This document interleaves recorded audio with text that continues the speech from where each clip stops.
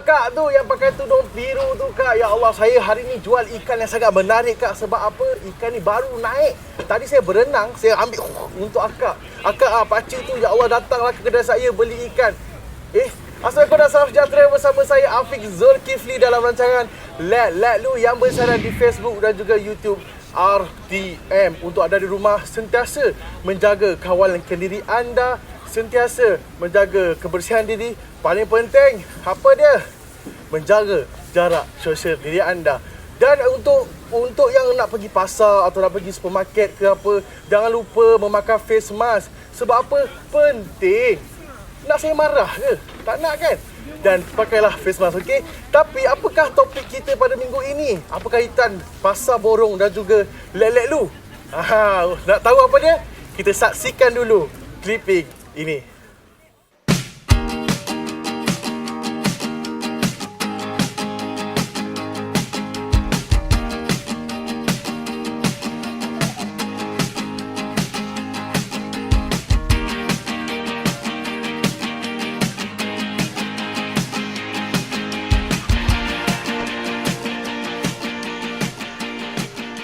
Okey, bertemu kembali dalam rancangan Let Lu bersama hos anda Afiq Zulkifli. Apa jejaka paling handsome di Asia Tenggara. Okey, hari topik kita adalah model pasar borong. Macam pelik model pasar borong. Ada ke model kat pasar borong? Hari ni kami bawakan khas untuk anda semua ke studio Let Lu. Bersama saya sekarang ni lah Puan Nurul Ain. Assalamualaikum Puan. Waalaikumsalam. Sehat ke? Macam mana? Alhamdulillah. Okey Puan, sekarang ni ramai lah kenal Puan kan, sebab Puan seorang peniaga di pasar borong, tetapi pakai fashion dia macam nak pergi mall. Jadi Puan, boleh tak Puan ceritakan sikit mengenai diri Puan? Nama saya Nurul Ain binti Alias, berusia 36 tahun, berasal di Kuala Lumpur. Merupakan orang kata penuntut UiTM before dalam mass communication. Okey ni Puan, yalah sekarang ni kan zaman-zaman kita banyak kawan-kawan kita yang tidak dapat sambungkan mereka punya pelajaran, pekerjaan. Jadi Puan, bilakah sebenarnya Puan masuk dalam bidang pasar borong ni, perniagaan ni? Macam mana boleh tercetusnya? Okey Afiq, sebenarnya tahun lepas, sebelum ni saya bekerja sebagai PRO, corporate komunikasi. Jadi biasa dalam office, tapi bila last year ekonomi kita agak turun, jatuh, jadi company tutup. So nak tak nak, saya ada 4 orang anak, kita kena struggle. Kena bantu suami, jadi apa saja yang datang kita grab, kita buat. Betul, saya percaya macam yelah, apa pun kita kena teruskan hidup kan. Jangan mudah putus asa, betul Puan. Jadi Puan, apa perasaan Puan dekat luar sana orang gelar Puan sebagai model pasar borong? Apa pertama sekali yang Puan rasa bila masyarakat dekat luar sana gelar Puan begitu? First, malu. Sebab saya bukan model, actually saya masih lagi peniaga biasa, menjual ikan di pasar borong Selangor. Model tu diberi oleh orang yang datang. Tapi kalau ikutkan di pasar borong Selangor, memang saya seorang je wanita yang menyangikan, menjual dan buat delivery. Okey, yang siang ikan tu malam ke siang? Siang. Siang kan, sebab dia berniang. Siang. Okey Puan, dekat sini kan, bila Puan datang ke tempat kerja Puan, iaitu sekarang Puan bekerja sebagai seorang peniaga di pasar borong, jadi Puan pakai bergaya penuh cantik. Saya tengok dekat berita-berita kan, Puan gincu Puan warna merah tidak lekang dari bibir Puan. Jadi apakah persepsi peniaga-peniaga dekat luar sana bila melihat seorang wanita cantik ni? Macam mana? Pada mulanya dia macam awkward. Sebab stigma orang kita pergi pasar pakai baju tidur. Ada orang kata it's something lah, pasar is just pergi pasar. Tapi sebab saya dah sebati dengan image corporate, which is dah almost lebih daripada 10 tahun. Betul. Jadi benda tu dah sebati yang kita nak keluar rumah, kita kena prepare ready. Jadi pergi pasar pun macam inilah saya. Okey, ramai yang tahu dekat luar sana iaitu Puan adalah seorang bekas graduasi dalam bidang komunikasi dan pengajian media, iaitu public relation kan. Jadi bila Puan masuk ke dalam bidang perniagaan di pasar borong, adakah Puan rasa macam malu ke atau macam aku tak boleh macam ni? Macam mana? bukan saya. Sebab bagi saya, apa yang kita belajar is satu piece of paper. Apa yang kita adapt, apa yang kita buat is something live, benda kita. Jadi, apa yang saya belajar, maksudnya interaksi dengan manusia is something yang good. Saya boleh bercakap dengan pelanggan dengan cara yang orang kata tak menyakitkan hati. Jadi, benda tu is bagus juga. Tak semestinya kita belajar degree dan kita duduk je dekat dalam aircon something. Maknanya Puan dulu di waktu menuntut di universiti, Puan mengambil adaptasi ilmu yang Puan ada tu, Puan adaptasikan di dalam pekerjaan Puan sekarang, betul tak? Betul. Jadi adakah Puan rasa Puan ada tak macam cuba-cuba untuk masuk dalam bidang public relation balik selepas Puan bekerja di Pasar Borong ni? Mungkin tidak. Bagi saya, seronoknya berniaga bila kita dapat interaksi dengan banyak sangat orang. Daripada orang yang kelas atasan sampai kelas bawahan. And then kita learn something new every day. Kita tak akan tahu kalau kita dalam office is something biasa, norms kita. Tapi bila kita jumpa dengan orang, kita akan dapat idea baru, kita dapat cara baru something. Sebenarnya bila kita melihat sekeliling tu, kita ambil ilmu daripada orang kan. Betul. Setiap berlaku tu saya pasti ada hikmah kan. Okey, banyak lagi kita nak sembang lagi dengan Puan Nurul ni. Sebelum tu kita saksikan dulu clipping ini.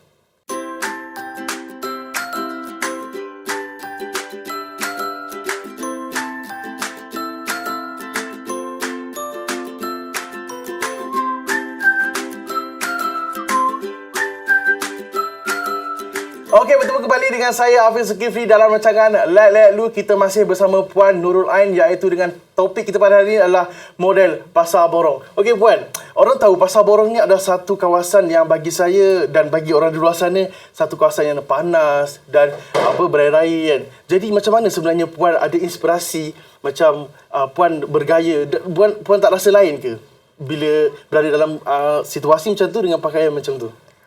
Kalau first datang ke pasar, dia akan bau something yang busuk. Betul. Daripada jauh 2 km pun you dah bau.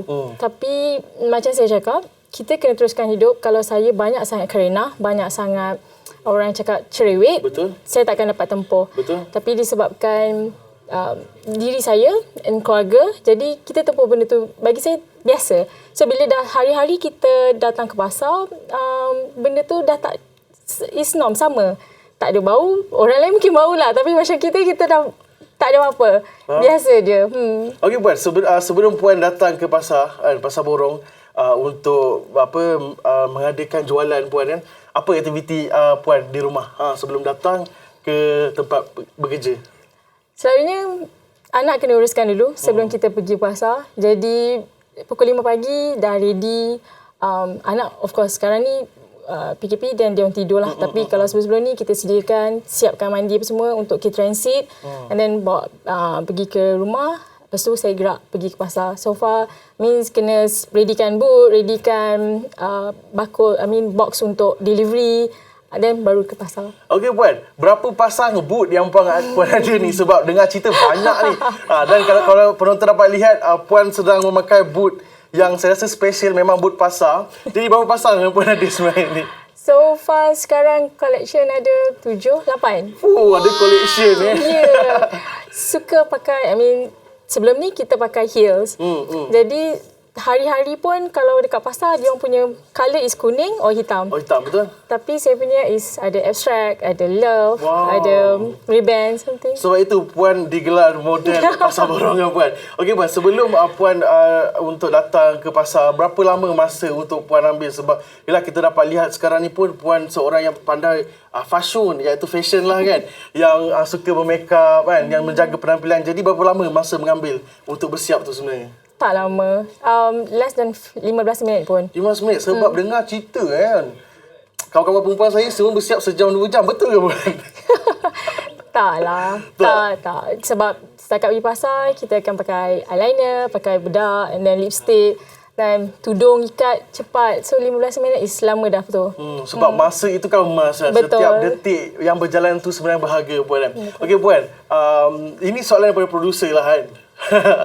Beliau bertanya bahawa kalau pergi pasar kan panas dengan berpeluhnya, lepas tu dengan sesak, makeup yang Puan pakai tu cair kan. Jadi Puan rasa rimas ke tak?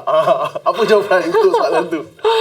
So far, saya rasa tak. Saya confident dengan diri saya. Apa saja yang saya pakai, saya pergi.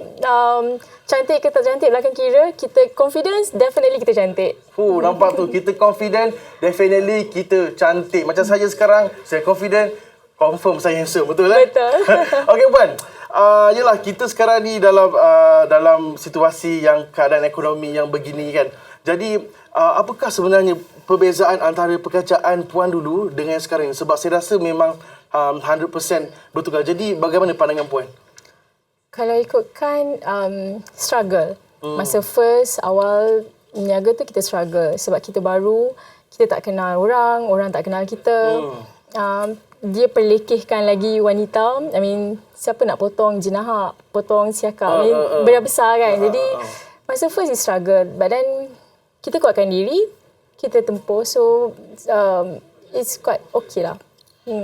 Okey, dengan cerita Puan juga ada menjalankan sumbangan terhadap anak yatim. Dalam kesusahan Puan kongsikan juga rezeki dengan yang lebih memerlukan. Jadi, apakah Puan punya...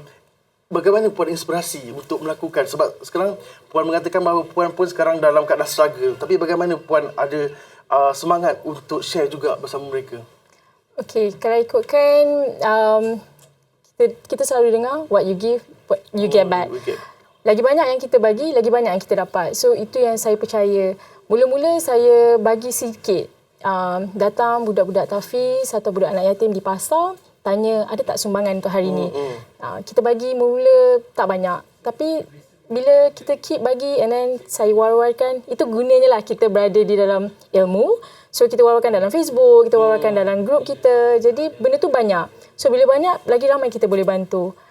So sekarang ni Alhamdulillah setiap hari Jumaat kita boleh kumpul dan bagi kepada rumah tafiz atau anak yatim dalam 1,000 ke 2,000. Betul, sebab saya percaya apa yang kita bagi tu sebenarnya dan apa yang kita ada tu sebenarnya ada sedikit bahagian orang. Betul. Jadi Puan, bagaimana perniagaan Puan sepanjang PKP ni? Kalau ikutkan kita nak ambil sekarang makin susah. Ikan nelayan tak turun. Jadi bila kurangnya ikan dekat pasar, kos tinggi. Jadi bila kos tinggi, kita nak jual pun payah. Tapi Alhamdulillah so far makin lama orang-orang kita makin kuat memberi support kepada saya. Jadi diorang datang membeli, bila something yang dia support tu kita rasa sangat-sangat bersyukur. Dan terharu betul. Betul. Macam tu kan. Okey, banyak lagi kita nak bincangkan dengan Puan Nurul. Tapi sebelum itu kita saksikan dulu clipping ini. Mulai 10 Jun 2020, perjalanan rentas negeri akan dibenarkan kecuali di kawasan yang diisytiharkan Perintah Kawalan Pergerakan Diperketatkan atau PKPD. Jadi bagi mereka yang ingin menziarahi ibu bapa yang tinggal berjauhan di negeri lain, bolehlah berbuat demikian. Alhamdulillah. Okey, nampaknya kita sudah sampai ke penghujung rancangan. Tapi sebelum tu, saya sangat-sangat nak mencari ayat yang orang kata yang Puan Ain pegang ni. Okey, jadi Puan Ain, apakah nasihat dan juga kata-kata inspirasi untuk rakan-rakan kita kat luar sana yang masih memilih kerja ni? Okey, bagi saya kita perlu teruskan hidup. Macam mana susah pun kita kena tempuh. Sebab kita macam mana cakap? Sebab kita tak nak kita perlu teruskan hidup, betul kan Puan? Ya, saya percaya setiap kepayahan hari ini ialah kesenangan di hari akan datang. Betul tu, setiap kesusahan pada hari ini adalah untuk kesenangan akan datang. Memang saya pegang. Saya simpan dalam hati. Okey Puan, jadi sebenarnya apakah moto hidup Puan sebenarnya sampai Puan boleh inspirasi dekat orang luar sana untuk terus macam cekal dan kita perlu teruskan hidup? Apa sebenarnya moto yang Puan pegang sehingga hari ini? Kalau saya sekarang kalau ditanya is keluarga. Hidup untuk keluarga. Jadi berilah untuk diri kita untuk diri kita dan untuk keluarga supaya kita boleh sumbangkan kepada semua. Betul, saya percaya kalau kita pegang pada sesuatu perkara tu, kita akan teruskan walaupun apa onak duri, lautan api pun sanggup saya renangi, betul kan? Okey, jadi banyak kita dapat input pada hari ini. Terima kasih kepada Puan Nurul Ain kerana sudi datang ke studio Lelek Lu. Dan untuk anda di rumah, jangan lupa untuk menjaga kawalan kendiri anda, sentiasa menjaga kesihatan diri anda, paling penting menjaga jarak sosial anda. Dan jangan lupa juga untuk download aplikasi RTM Mobile. Anda juga boleh menonton MyClick jika anda terlepas program-program menarik di RTM ini. InsyaAllah kita jumpa lagi pada minggu hadapan pada waktu dan hari yang sama. Saya Hafiz Zulkifli bersama Puan Nurul Ain paling cantik. Assalamualaikum dan salam sejahtera. Bye-bye.